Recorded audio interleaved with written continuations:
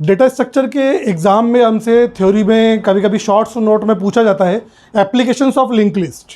तो जो link list होता है वो हमारा डायनामिक डेटा स्ट्रक्चर होता है, ये भी लीनियर डेटा स्ट्रक्चर होता है जो कि कलेक्शन ऑफ नोट्स होता है, जिसमें मिनिमम 2 पार्ट्स होते हैं। एक होता है डेटा पार्ट जिसको हम इंफॉर्मेशन पार्ट बोलते हैं, और एक होता है नेक्स्ट टू नोड का पॉइंटर पार्ट जो हम नेक्स्ट टू नोड को पॉइंट करते हैं।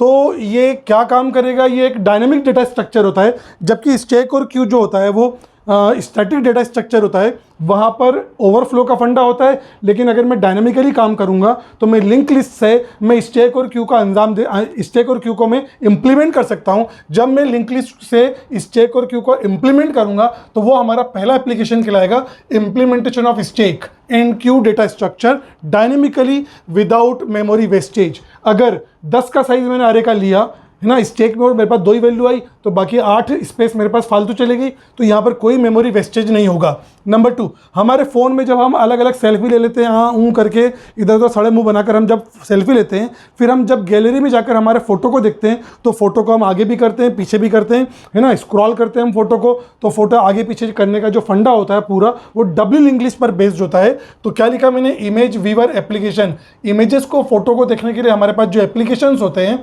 उसको बोला जाता है गैलरी एप्लीकेशन। तो used in gallery app where a double linked list help to view the next and previous images। अगला म्यूजिक प्लेयर। कोई भी म्यूजिक प्लेयर हमारे पास होता है तो उसमें कई सारे सॉन्ग पहले से रखे होते हैं, तो हमको आगे वाले ट्रैक पर जाना है कि पीछे वाले ट्रैक पर जाना है, तो यहाँ पर भी किसका इस्तेमाल होगा, लिंक लिस्ट का। तो used in music app to link songs sequentially, ठीक है ना, allowing you to play the next और प्रीवियस ट्रैक। तो वहाँ पर सारे सॉन्ग जो होंगे वो सिक्वेंशली स्टोर होंगे। वहाँ पर हम क्या करेंगे, अगले सॉन्ग पर जाना है कि पिछले सॉन्ग पर आना है हमें, तो हम उसके लिए हम किसका इस्तेमाल करेंगे, म्यूजिक प्लेयर ऐप का। तो यहाँ पर भी ये भी जो किसका एप्लीकेशन है, ये एप्लीकेशन ऑफ लिंक लिस्ट है। अगला वेब ब्राउज़र नेविगेशन। सिंपल सा वेब ब्राउज़र नेविगेशन।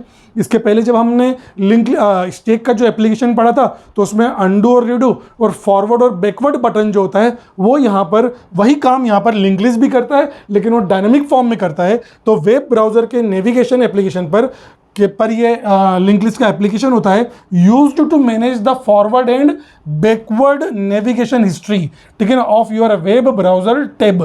तो वेब ब्राउज़र में हमने जो भी फॉरवर्ड और बैकवर्ड हिस्ट्री इस्तेमाल करी है ना, सर्फ करा हमने, जो भी इंटरनेट पर हमने जो भी काम सर्फ करा है, उस पूरी नेविगेशन हिस्ट्री को मैनेज कौन करता है, लिंक लिस्ट इसे मैनेज करता है। अगला आखिरी होता है डायनामिक मेमोरी एलोकेशन।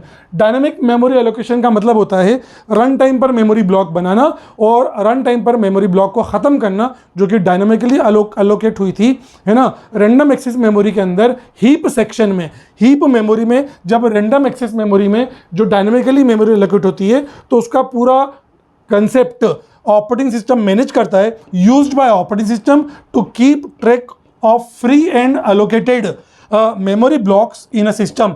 तो कौन सी मेमोरी एलोकेट हुई है, कौन सी मेमोरी फ्री हुई है, तो ये सारा की सारा पूरा पॉइंटिंग वाइज किसके थ्रू होता है, वो एप्लीकेशंस ऑफ लिंक लिस्ट के। तो यहाँ पर शॉर्ट नोट बहुत आसानी से बन सकता है। 5 पॉइंट है यहाँ पर, आप आसानी से इस 5 पॉइंट को एग्जाम में लिख सकते हैं। आप इसका आराम से स्क्रीनशॉट ले लें और इसको नोट डाउन कर लें।